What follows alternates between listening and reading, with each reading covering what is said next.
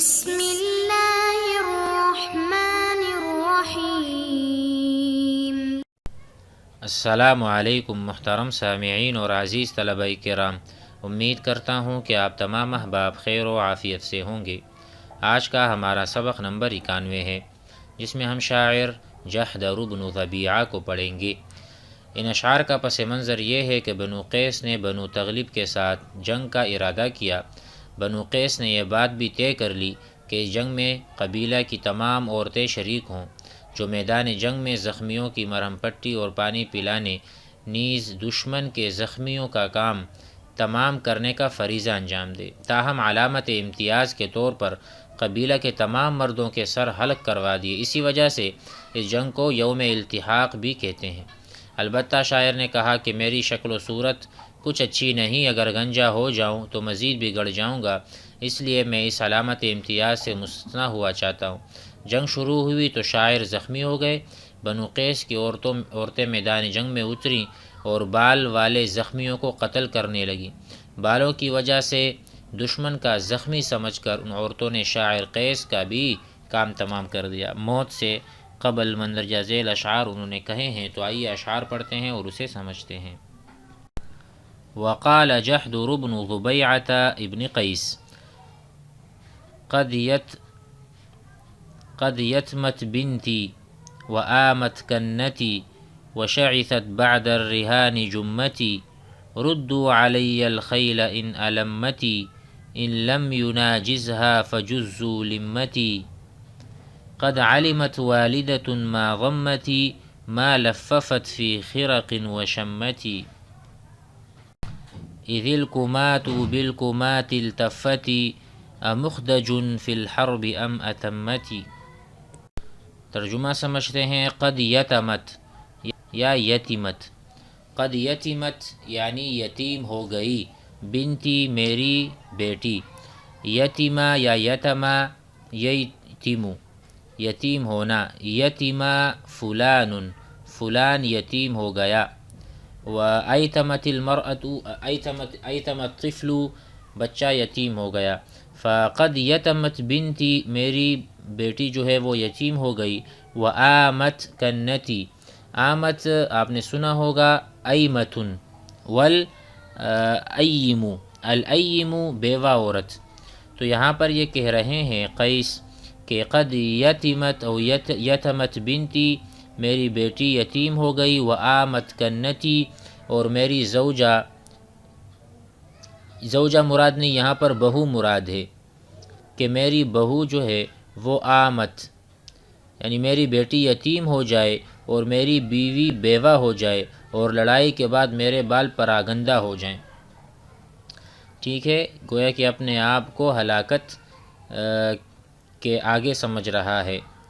قریب ہے، قد یتمت بنتی وآمت کنتی وشعثت بعد الرهان جمتی، قریب ہے کہ میری بیٹی یتیم ہو جائے اور میری بیوی بیوہ ہو جائے اور لڑائی کے بعد میرے بال پراگندہ ہو جائیں۔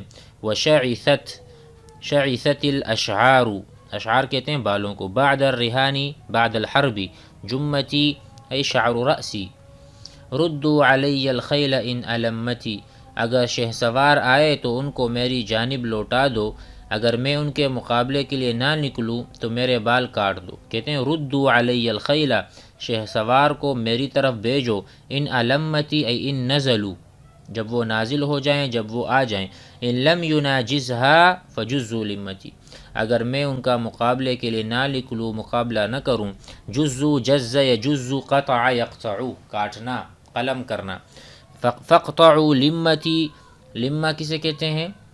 لمہ یہ بالوں کا ایک حصہ ہوتا ہے۔ ٹھیک ہے، یہ کہنا چاہ رہے ہیں کہ اگر میں نے ان کا قتال نہ کیا تو میرے یہ بال کاٹ دینا۔ طیب، قد علمت والدة ما ضمتی، کیونکہ ماں جانتی ہے کہ یہ جو بال ہیں یہ کس نے جمع کیے ہیں۔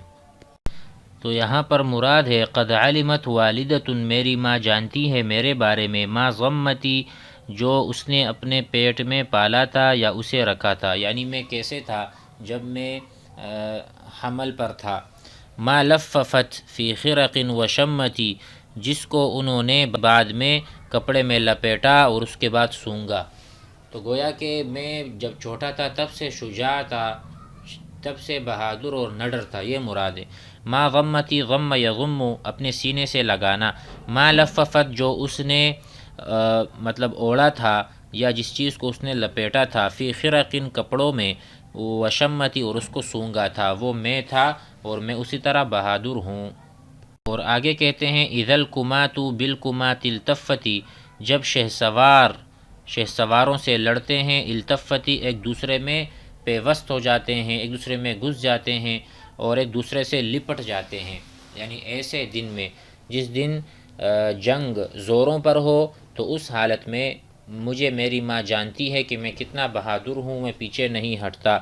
جس دن شہسوار یا ایک جو ہیں دوسرے کے ساتھ لپٹ جائیں۔ امخدج فی الحرب ام اتمتی، کہ میں جنگ میں کامل ہوں یا ناقص۔ امخدج ای اناقص فی الحرب، جنگ میں مخدج ہے یعنی میں ناقص ہوں، او اتمتی یا میں کامل ہوں، یہ میری ماں بتا سکتی ہے، تو اس سے پوچھو۔ اس میں شاعر نے اپنی تعریف کی ہے، اپنی مدح بتائی ہے کہ میں فلاں ہوں اور میں کس سے نہیں ڈرتا اور میں جنگ میں سب سے آگے ہوں۔ انہوں نے یہ بھی کہا تھا کہ میرا سر جو ہے وہ گنجا ہونے نہ دو، مجھے مستثنا رکھو تاکہ میں آگے بڑھ کر ہی لڑوں گا۔ تو اس شرط پر یہ کہہ رہے تھے کہ بھائی جو بھی شہسوار آئیں گے اس کو میری طرف لوٹاؤ، میں اس سے مقابلہ کروں گا۔ مزید پڑھ لیتے ہیں۔ وقال شماس بن اسود الطہوی اغرک یوما ان یقال ابن دارم وتقصى كما يقصى من البرق اجرب قضى فيكم قيس بما الحق غيره كذلك يخزوك العزيز المدرب۔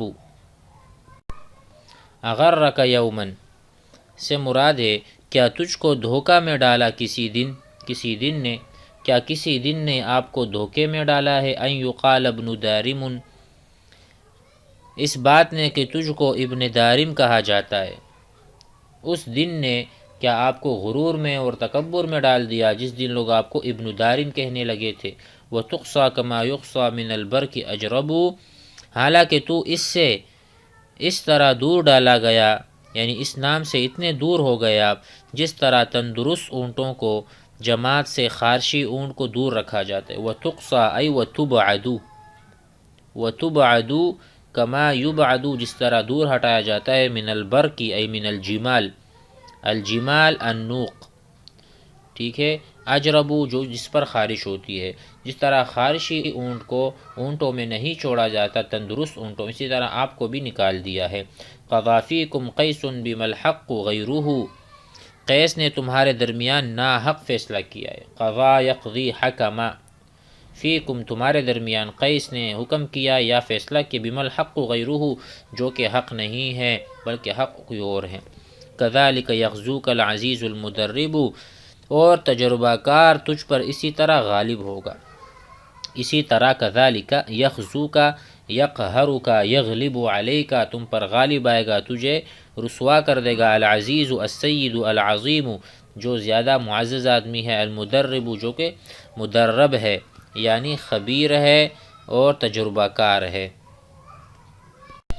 فَأَدِّ إِلَىٰ قَيْسِ بْنِ حَسَّانَ ذَوْدَهُ، سو تو قیس کو اس کے اونٹوں کی جماعت جو تو نے اس سے لیے تھے دے دے۔ ادی معنی ادا کر دو، الی قیس کو، ذودہ ای ابلہ اس کے اونٹ اسے واپس کر دو جو تم نے ان سے لیے تھے۔ وما نیل منک التمر او هو اطیب، کہتے ہیں کیونکہ وہ غالب ہیں، اور جو تجھ سے لیے گئے ہیں وہ کھجور، ٹھیک ہے، وہ کھجور ہیں یا اس سے بھی اچھے ہیں، کہتے ہیں وما نیل منک، اور جو تم سے لیے گئے ہیں وہ چیزیں جو ہیں وہ تمر یا وہ کھجور جو ہیں، او هو اطیب، تو کہتے ہیں اور جو تجھ سے لیے گئے ہیں وہ کھجور کی طرح شیریں ہیں یا اس سے بھی اچھے ہیں، اسی لیے آپ اس کو ان کے اونٹ واپس کر دیں۔ وَإِلَّا تَصِلْ رَحْمَ بْنَ عَمْرِ بْنِ مَرْثَدٍ، اگر تو عمر ابن مرثد کے ساتھ صلہ رحمی نہ کرے تو کاٹنے والی آزمودہ تلوار تجھے صلہ رحمی سکھا دے گی۔ دیکھو، یعلمک تجھے سکھا دے گی، وصل الرحمی صلہ رحمی، عضب مجرب ایسی تلوار جس سے بہت کاٹنے والی آزمودہ تلوار، جس کو بہت زیادہ کاٹنے میں استعمال کیا گیا ہے۔ اگر آپ صلہ رحمی نہیں کرو گے، اس کے اونٹ واپس نہیں کرو گے، تو آپ کا فیصلہ یہ تلوار کرے گا جو بہت کاٹنے والی ہے۔ امید ہے کہ سبق آپ حضرات کو سمجھ میں آ گیا ہوگا۔ والسلام علیکم۔